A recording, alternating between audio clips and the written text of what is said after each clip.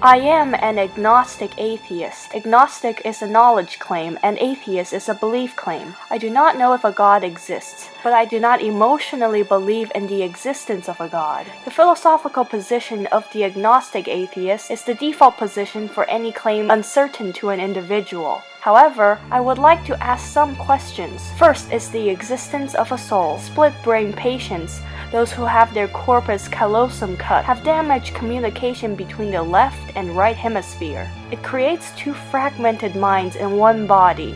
This have resulted in one hemisphere believing in God, but the other not. So does one half of a person get saved? I come to you with no certain statements.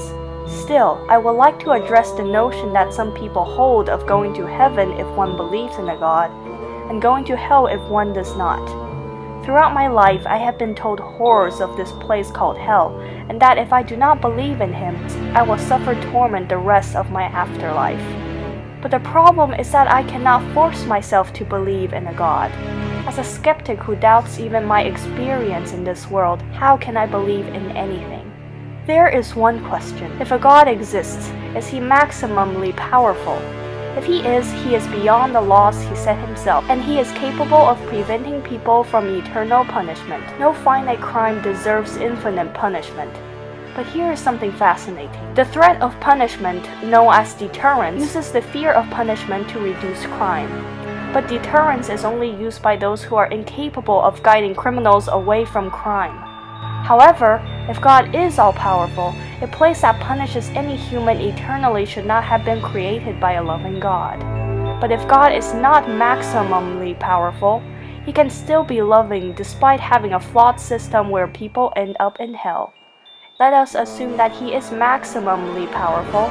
You cannot expect a fish to climb a tree, just like how we cannot expect a human to live a life of complete morality. Greed, lust, jealousy, pride, it's all built into us because of our nature to preserve the self.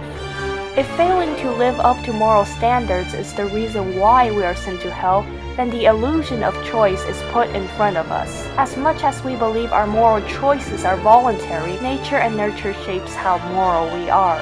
You do not choose your thoughts, nor the thoughts which inhibit or encourage your actions. Everything is determined by chance, and we choose the action which is most desired, a preference which has been programmed into us by nature and nurture. So then, what is the purpose of hell? Evil is bad because it hurts others.